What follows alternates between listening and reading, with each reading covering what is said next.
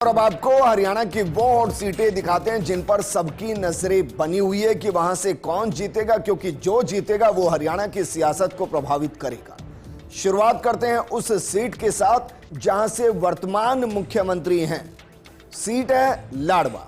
जरा देखिए मुकाबला किन किन के बीच में है। बीजेपी से नायब सिंह सैनी जो वर्तमान में मुख्यमंत्री हैं हरियाणा के, और उनका मुकाबला मेवा सिंह के साथ है जो कांग्रेस की तरफ से कैंडिडेट हैं। दरअसल लाडवा हरियाणा के कुरुक्षेत्र जिले का एक शहर है। 2007 में लाडवा विधानसभा निर्वाचन क्षेत्र बनाया गया था। इसमें 1,37,771 पंजीकृत मतदाता हैं। लाडवा कुरुक्षेत्र जिले में एक तहसील भी है जिसमें 52 उप तहसील शामिल है। अगर बीते दो चुनाव के परिणाम की बात करें तो 2019 विधानसभा चुनाव परिणाम में कांग्रेस के मेवा सिंह को 57,665 वोट मिले थे और वो जीते थे। बीजेपी के डॉक्टर पवन सैनी को 45,028 वोट मिले थे। 2014 के विधानसभा चुनाव में बीजेपी के डॉक्टर पवन सैनी को 42,445 वोट मिले थे, वो जीत गए थे। और उनका जो मुकाबला था वो इंडियन नेशनल लोक दल के बच्चन कौर वर्षामी को उन्होंने हराया था। उनको वोट मिले थे 39,453, जबकि कांग्रेस के कैलाशो सैनी को 33,052 वोट मिले थे। लेकिन इस बार बीजेपी की तरफ से नायब सिंह सैनी को मैदान में उतारा गया। अब आपको बताते हैं आदमपुर विधानसभा सीट हरियाणा की विधानसभा सीट है। मुकाबला किस किस के बीच में है जरा देखिए। मुकाबला है भव्य विश्नोई बीजेपी की तरफ से है और चंद्र प्रकाश कांग्रेस की तरफ से है।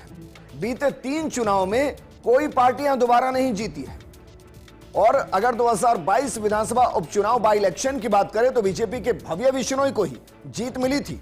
67,492 वोट उनको मिले थे, जबकि कांग्रेस के जयप्रकाश को 51,752 वोट इस सीट पर मिले थे। 2019 के विधानसभा चुनाव परिणाम में कांग्रेस के कुलदीप बिश्नोई को 63,693 वोट मिले थे, जबकि बीजेपी की सोनाली फोगाट को 34,222 वोट मिले थे। 2014 विधानसभा चुनाव के परिणाम की बात करें तो यहां पर HJCBL के कुलदीप बिश्नोई को, हजका के कुलदीप बिश्नोई को 56,757 वोट मिले थे, जबकि इनेलो के कुलवीर सिंह बेनीवाल को 39,508 वोट मिले थे। कांग्रेस के सत्येंद्र सिंह को 10,900 वोट मिले थे, जबकि बीजेपी के करण सिंह रानोलिया को महज 8,319 वोट ही मिले थे। अगली सीट का रुख करते हैं। गढ़ी सांपला किलोई सीट बेहद महत्वपूर्ण सीट है, क्योंकि यहां से वो कैंडिडेट है जो एक बार फिर से हरियाणा के हो सकता है बहुमत की सरकार कांग्रेस की आए तो वो सीएम रहे। हालांकि वहां की सियासत को जानने वाले कह रहे हैं कि अगर कांग्रेस बहुमत के साथ नहीं बहुमत के नजदीक आई तो भूपेंद्र सिंह हुड्डा वहां मुख्यमंत्री हो सकते हैं। बहरहाल उनको जो टक्कर दे रही है वो बीजेपी की मंजू हाडा है। यह सीट दरअसल वैसे भी भूपेंद्र सिंह हुड्डा का ही गढ़ मानी जाती है और वर्तमान में तो कांग्रेस की तरफ से हुड्डा को मुख्यमंत्री बनाने की चर्चाएं वहां चल रही हैं। ऐसे में इस सीट पर सभी की नजरें हैं। बीते 2 चुनाव के परिणामों की बात करें तो यहां बहुत ज्यादा अंतर नजर नहीं आया, क्योंकि 2019 में भूपेंद्र हुड्डा ही 97,755 वोटों से जीते थे और उनसे लगभग 48,000 वोट कम थे बीजेपी के सतीश नांदल के। जबकि अगर 2014 की बात की जाए तो भी भूपेंद्र सिंह हुड्डा ही जीते थे। वोट मिले थे 80,693। इनेलो के सतीश कुमार को उनसे लगभग 47,000 वोट कम मिले थे, 33,508 वोट मिले थे। अगली सीट का रुख करते हैं। अगली सीट है कंबाला कैंट। अंबाला कैंट के अंदर एक और सीएम कैंडिडेट हो सकते हैं, क्योंकि अनिल विज बीजेपी की तरफ से, परविंदर पाल परी कांग्रेस की तरफ से, क्योंकि अनिल विज कह रहे हैं कि भाई वो बीजेपी के सबसे सीनियर लीडर है, मुख्यमंत्री उनको होना चाहिए। अब हालांकि इसके पीछे एक बड़ा वोट बैंक है जिसको वो लुभाने की कोशिश कर रहे होंगे या इशारा दे रहे होंगे कि अगर आप वोट डालते हैं बीजेपी को तो क्या पता मैं मुख्यमंत्री बन जाऊं। बहरहाल अंबाला कैंट क्षेत्र में वैज्ञानिक और शल्य चिकित्सा उपकरण बड़े स्तर पर बनाए जाते हैं, यह खासियत है वहां की। 2019 विधानसभा चुनाव परिणाम की बात अगर करें तो अनिल विज ने अपनी जीत को यहां बरकरार रखा था। उन्हें 64,571 वोट मिले थे। निर्दलीय उम्मीदवार चित्रा सरबरा को 44,406 वोट मिले थे, वो दूसरे स्थान पर थी, कांग्रेस तीसरे स्थान पर। 2014 में भी यहां बीजेपी के अनिल विज ने अपनी जीत को कायम रखा था और 66,605 उनको वोट मिले थे, जबकि कांग्रेस के चौधरी निर्मल सिंह को 51,143 वोट मिले थे, वो दूसरे नंबर पर थी। आईएनएलडी तीसरे नंबर पर थी, बहुत ज्यादा वोट उनको नहीं मिले थे। अब बात करते हैं गुड़गांव, आप इसको गुरुग्राम कहिए आज की तारीख में। यहां से जो कैंडिडेट है कांग्रेस की तरफ से मोहित ग्रोवर है, जबकि बीजेपी ने यहां मुकेश शर्मा को मैदान में उतारा है। बीते 2 चुनाव से बीजेपी का इस सीट पर कब्जा है। इसका अपने आप में ऐतिहासिक महत्व है, क्योंकि गुरुग्राम नाम का जिक्र हिंदू ग्रंथों में मिलता है, या सीधा कहिए महाभारत में मिलता है। और जो पांडवों और कौरवों के गुरु थे, गुरु द्रोणाचार्य, उनके गांव के नाम से इसको जानते हैं। बाकायदा द्रोणाचार्य की मूर्ति है, उनके नाम से वहां कॉलेज हैं और कई जगह हैं जहां उनसे जुड़े कई ऐसे स्मारक मिलते हैं जो गुरुग्राम को सीधा महाभारत काल से जोड़ते हैं। यहीं पर पांडवों और कौरवों को शिक्षा दी गई थी। महाभारत काल में युधिष्ठिर ने गुरुग्राम को अपने गुरु द्रोणाचार्य को उपहार स्वरूप दिया था। गुरुग्राम पर हमेशा से दिल्ली की गद्दी पर बैठे राजपूत, यदुवंशी, मराठा और मुगलों जैसे राजाओं और बादशाहों ने राज किया है। गुरुग्राम जिले की स्थापना 1 नवंबर 1966 को हरियाणा राज्य के गठन के साथ ही हो गई थी। पहले इसका नाम गुड़गांव था, जिसे 2016 में तत्कालीन मुख्यमंत्री मनोहर लाल खट्टर की सरकार ने बदलकर गुरुग्राम कर दिया। अगर यहाँ की फसलों की बात करें, हालांकि आज की तारीख में यहाँ जो फसलें होती हैं वो साइबर की फसलें होती हैं, क्योंकि गुरुग्राम आज की तारीख में साइबर सिटी है, लेकिन फिर भी मुख्य रूप से जो फसलें यहाँ होती हैं, गेहूं है, तिलहन है, बाजरा है, ज्वार है और दलहन, ये फसलें यहाँ होती हैं। और साइबर सिटी के तौर पर आज की तारीख में सबसे मजबूत और आप कह सकते हैं पुणे का कोई विकल्प है तो वो गुरुग्राम फिलहाल बन रहा है। सूचना प्रौद्योगिकी और आईटी सर्विस इंडस्ट्री में गुरुग्राम ने 2018 में आप अंदाजा लगाइए 18,000 करोड़ रुपए का निर्यात किया था। यहां पर कई बहुराष्ट्रीय कंपनियां स्थापित हैं।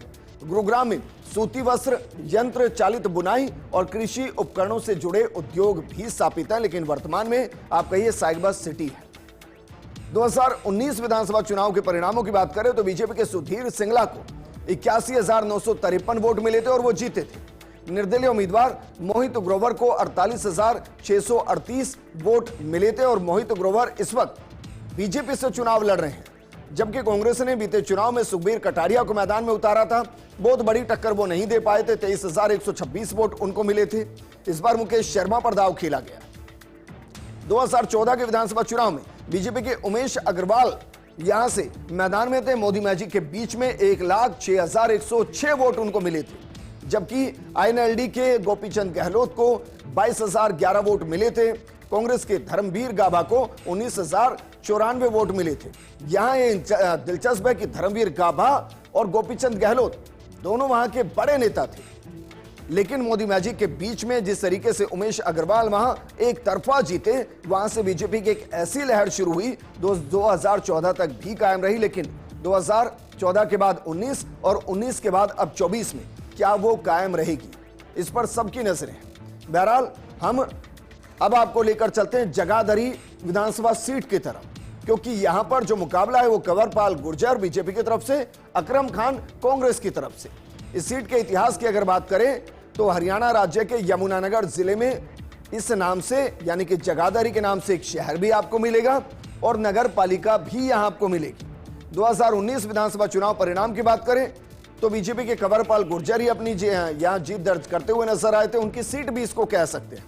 66,376 वोट उनको मिले, जबकि कांग्रेस के अकरम खान को 50,003 वोट के साथ दूसरे स्थान पर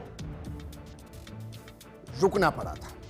बीएसपी यहां काफी मजबूत है, वो बीते चुनाव में तीसरे स्थान पर रही थी। 2014 में भी कंवरपाल गुर्जर ही जीते थे बीजेपी की तरफ से, उनको 74,000 के आसपास वोट मिले थे, जबकि बसपा के अकरम खान को 40,047 वोट मिले थे। अकरम खान इस बार कांग्रेस से मैदान में, क्योंकि यहां दलित वोटर्स काफी ज्यादा है और वो एक डिसाइडिंग फैक्टर है। शायद यही वजह कि अकरम खान को बीजेपी ने, माफ कीजिएगा कांग्रेस ने अपने पाले में लिया, क्योंकि अगर दलित और मुस्लिम वोट इस सीट पर बीजेपी के खिलाफ जाते हैं, कांग्रेस के पक्ष में जाते हैं, तो अकरम खान यहां मुकाबले को रोचक बना सकते हैं। अगली सीट है ऐलानाबाद। एलनाबाद अपने आप में हॉट सीट है, क्योंकि यहां जो मैदान में है उनमें बीजेपी की तरफ से जो मैदान में है उससे पहले भिवानी सीट का रुख करते हैं। और एलनाबाद सीट का जिक्र जो हम कर रहे हैं उसको देखिए जरा। अमीर चंद तलवाड़ा बीजेपी की तरफ से है और भरत सिंह बेनीवाल कांग्रेस की तरफ से है, लेकिन इसमें एक और नाम है, उस नाम को दरकिनार नहीं किया जा सकता। एलनाबाद से इंडियन नेशनल लोक दल से अभय सिंह चौटाला मैदान में है और वो इन दोनों पर भारी पड़ सकती है। एलनाबाद को पहले खारेल के नाम से जाना जाता था और यह हरियाणा राज्य के सिरसा जिले का एक शहर है। अभय सिंह चौटाला 2010 से एलनाबाद से हरियाणा विधानसभा के लगातार सदस्य हैं और इसलिए जो अमीर चंद तलवाड़ा है और भरत सिंह बेनीवाल हैं, उन्हें बहुत मेहनत करनी पड़ेगी इस सीट पर, क्योंकि ये अभय सिंह चौटाला या कहें कि चौटाला परिवार का गढ़ है। अभय सिंह चौटाला को 57,055 वोट मिले थे 2019 के अंदर और उन्होंने पवन बेनीवाल को हराया था। 2014 के अंदर अभय सिंह चौटाला को 69,162 वोट मिले थे, जबकि बीजेपी के पवन बेनीवाल को 57,623 वोट मिले थे। क्या अभय सिंह चौटाला अपनी जीत को बरकरार रखेंगे या बीजेपी और कांग्रेस में से कोई उनके गढ़ को भेद देगा? इस पर आज सबकी नजर टिकी हुई है। जिक्र करते हैं भिवानी विधानसभा सीट की। जरा देखिए यहां से कौन कौन कैंडिडेट चुनावी मैदान में इस बार है। बीजेपी की तरफ से यहां घनश्याम सराफ है, जबकि आम आदमी पार्टी की तरफ से इंदू यहां मैदान में है। भिवानी आध्यात्मिक शिक्षा का केंद्र है, इसके अलावा क्षेत्रीय राजनीति का केंद्र भी रहा है, क्योंकि यह सीट छोटी नहीं है। हरियाणा के 3 पूर्व मुख्यमंत्री यहां से आए हैं, बंशीलाल, बनारसी दास गुप्ता और हुकुम सिंह का यह गृह नगर रहा है। वहीं घनश्याम सराफ बीते 2 चुनाव से लगातार जीतते आ रहे हैं और इस बार हैट्रिक की तैयारी कर रहे हैं। ऐसे में परिणाम आपको बताएं भी तो 19 और 14 के परिणाम में घनश्याम सराफ ही जीते हैं। 19 में 61,704 वोट मिले थे उनको, जबकि जहां 2014 के चुनाव में उन्हें 50,020 वोट मिले थे। यहां एक और पार्टी, आप उसे इनेलो कहिए या जेजेपी कहिए, उसका भी एक बड़ा प्रभाव रहा है यहां पर और वो यहां मुकाबले को त्रिकोणीय बनाती हुई नजर आ सकती है। या कहिए कि आम आदमी पार्टी और कांग्रेस के लिए जो डैमेज होगा वो दरअसल जेजेपी यहां करती नजर आएगी। अगली सीट का रुख करते हैं रोहतक। रोहतक से बीजेपी का कैंडिडेट कौन है और कांग्रेस का कैंडिडेट कौन है, देखिए जरा। कांग्रेस से भारत भूषण बत्रा मैदान में है, जबकि बीजेपी की तरफ से मनीष कुमार ग्रोवर को मैदान में उतारा गया है। बीते 10 सालों से मुकाबला यहां मनीष बनाम भारत भूषण के बीच ही चल रहा है और इस बार भी इनके ही बीच में मुकाबला है। कहिए कि 15 सालों से यहां की जनता इन 2 चेहरों पर भरोसा करती आ रही है। 2019 विधानसभा चुनाव परिणाम में कांग्रेस के भारत भूषण बत्रा को 50,437 वोट मिले थे, वो जीत गए थे। बीजेपी के मनीष ग्रोवर चुनाव हारे थे, लेकिन बहुत ज्यादा अंतर नहीं था, 47,702 वोट उनको मिले थे। जबकि 2014 के विधानसभा चुनाव में बीजेपी के मनीष ग्रोवर जीते थे, उनको 57,718 वोट मिले थे और कांग्रेस के भारत भूषण बत्रा को 46,586 वोट मिले थे। और इस बार फिर से दोनों के बीच में मुकाबला है। कौन जीतेगा कौन हारेगा ये 8 बजे के बाद तय होना शुरू हो जाएगा। अगली सीट का रुख करते हैं। अगली सीट है गोहाना। गोहाना से बीजेपी और कांग्रेस के कैंडिडेट कौन है, देखिए जरा। बीजेपी से अरविंद कुमार शर्मा है, जबकि कांग्रेस से जगबीर सिंह मलिक को मैदान में उतारा गया है। इसके अलावा जेजेपी भी एक बड़ा रोल निभा रही है। जेजेपी से यहां कुलदीप मलिक को मैदान में उतारा गया है। गोहाना की राजनीति ज्यादातर जाति की राजनीति के इर्द गिर्द ही घूमती नजर आती है। जगबीर सिंह मलिक कांग्रेस से विधानसभा के 3 बार विजयी सदस्य रहे हैं। इसके अलावा यहां के कुछ इलाकों की बात की जाए तो यहां के सैनीपुरा है, गढ़ी उजाले खान है, गढ़ी सराय खान है और मुख्य बाजार, ये दरअसल वो अधिकांश गांव से जुड़े इलाके हैं जो सैनी आबादी इलाके हैं। 2019 विधानसभा चुनाव परिणाम की बात करें तो कांग्रेस के जगबीर सिंह मलिक जीते थे, हालांकि वोट बहुत ज्यादा नहीं मिले थे, 39,531 वोट ही मिले थे। इसके अलावा राजकुमार सैनी को 35,379 वोट मिले थे, जबकि बीजेपी ने यहां तीरथ राणा को मैदान में उतारा था और उन्हें 26,972 वोट मिले थे। 2014 विधानसभा चुनाव परिणाम की बात करें तो कांग्रेस के जगबीर सिंह मलिक जीते थे, 41,000 के आसपास उनको वोट मिले थे, जबकि इनेलो के डॉक्टर कृष्ण चंद्र को 38,165 वोट मिले थे और बीजेपी के रामचंद्र या 28,365 वोटों के साथ तीसरे पायदान पर थे। अगली विधानसभा सीट का रुख करते हैं। अगली विधानसभा सीट है तोशाम को जरा देखिए कि किन किन के बीच में मुकाबला है। यहां बीजेपी ने श्रुति चौधरी को मैदान में उतारा है, जबकि कांग्रेस से अनिरुद्ध चौधरी मैदान के अंदर हैं और यहां की साक्षरता बहुत ज्यादा है, 64% के आसपास। पुरुष साक्षरता इस विधानसभा पर 72%, महिला साक्षरता थोड़ी कम है, 54% के आसपास है। 2019 तक इस क्षेत्र में जो कुल वोटर्स है वो 1,46,424 के आसपास थे। 2019 के विधानसभा चुनाव में कांग्रेस की किरण चौधरी जीती थी, 72,699 वोट मिले थे, जबकि बीजेपी के ऋषि रंजन परमार को 54,640 वोट मिले थे और जेजेपी के सीताराम को महज 7,522 वोट मिले थे। 2014 विधानसभा चुनाव की बात करें तो कांग्रेस की किरण चौधरी जीती थी, 58,218 वोट मिले थे। इनेलो की कल्पना रानी को 38,477 वोट मिले थे। जुलाना विधानसभा सीट, इस पर सबकी नजर है और हार जीत बहुत कुछ तय करेगी। क्यों तय करेगी? क्योंकि यहां मुकाबला विनेश फोगाट वर्सेस योगेश कुमार के बीच में है। कांग्रेस ने विनेश फोगाट को मैदान में उतारा है, जबकि बीजेपी ने योगेश कुमार को मैदान में उतारा और विनेश फोगाट के बारे में बताने की जरूरत नहीं है। जहां एक और चेहरा भी है, वो चेहरा है कविता रानी का, जिसे आम आदमी पार्टी की तरफ से मैदान में उतारा गया है। विनेश जो पहले ओलंपिक खेल के आई, वहां 100 ग्राम से हारी, तो विधानसभा चुनाव के अंदर हरियाणा की बेटी के तौर पर जुलाना से मैदान में आई। हरियाणा की पंचायत ने उन्हें गोल्ड मेडल दिया, लेकिन वोट देंगे क्या, सवाल यह है। बहरहाल 2019 विधानसभा चुनाव परिणाम की बात करें तो ये जेजेपी के अमरजीत ढांडा को विजय यहां से बनाया गया था, 61,942 वोट मिले थे। कांग्रेस तीसरे पायदान पर थी, महज 12,440 वोट मिले थे। 2014 के परिणाम के अंदर भी इंडियन नेशनल लोक दल के परविंदर सिंह ढुल को यहां जीत मिली थी।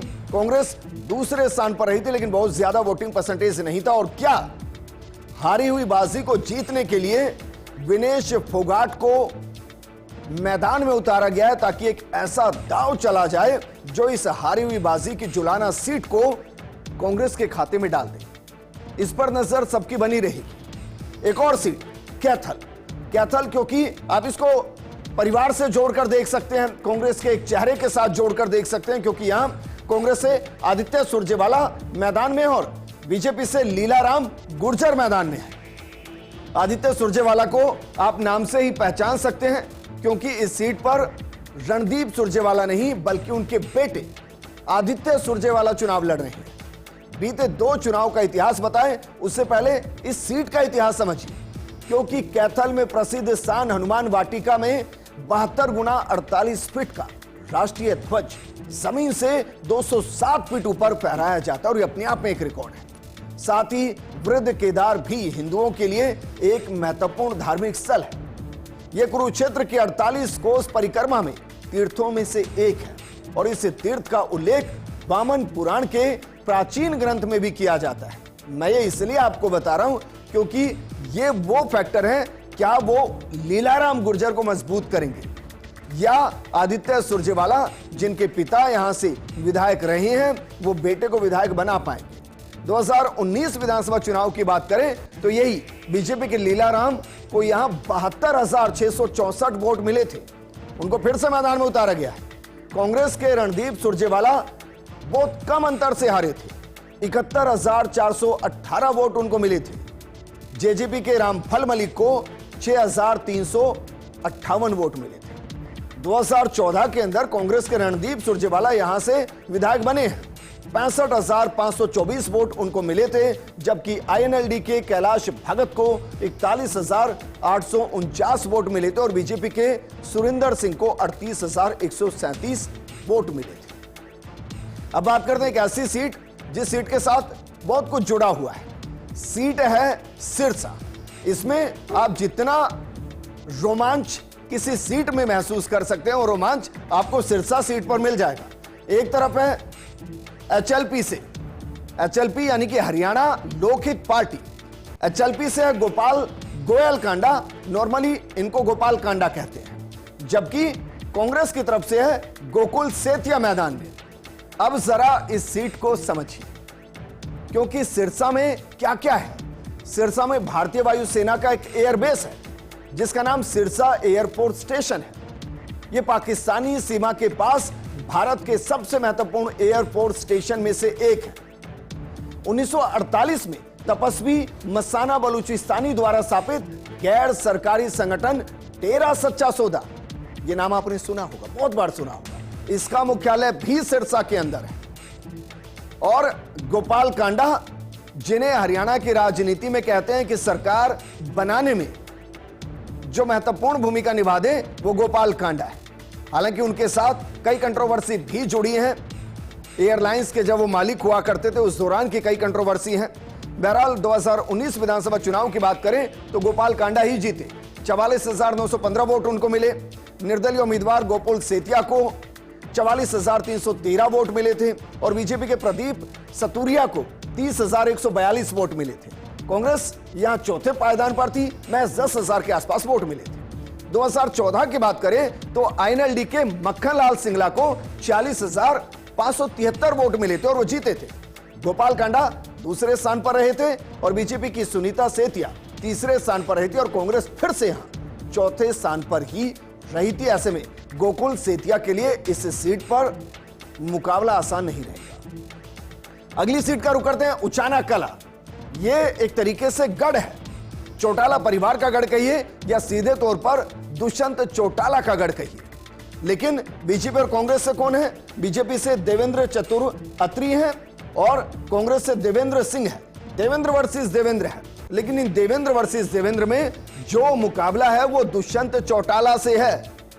वो जेजेपी को लीड कर रहे हैं, डिप्टी सीएम रहे हैं। बीजेपी से इतर होकर वो गठबंधन तोड़कर चुनाव लड़ रहे हैं और उचाना विधानसभा निर्वाचन क्षेत्र हरियाणा निर्वाचन क्षेत्र के चुनाव में सबसे हॉट एक सीट में से कही जा सकती है, क्योंकि मोदी कैबिनेट में केंद्रीय मंत्री रही वीरेंद्र सिंह की पत्नी बीजेपी लीडर प्रेमलता 2014 में विधायक के रूप में यहां से चुनी गई है, जबकि वर्तमान हरियाणा राज्य के पूर्व उप मुख्यमंत्री दुष्यंत चौटाला विधायक हैं, जिन्होंने 2019 के चुनाव में भारी जीत हासिल की है। 92,504 वोट उनको मिले थे, जबकि बीजेपी की प्रेमलता सिंह को लगभग उनसे आधे से भी कम 45,052 वोट मिले थे। 2014 चुनाव की बात करें तो यकीनन प्रेमलता सिंह बीजेपी से 79,674 वोट उनको मिले थे और इनेलो के दुष्यंत चौटाला को 72,194 वोट मिले थे। लेकिन इसके बाद दुष्यंत चौटाला ने अपने कद को काफी बढ़ाया है। ऐसे में यह सीट हॉट सीट में से एक है, उचाना कला। अब बात करते हैं रानिया विधानसभा सीट की। यह सीट भी कम रोचक नहीं है, क्योंकि यहां पर भी एक चौटाला है।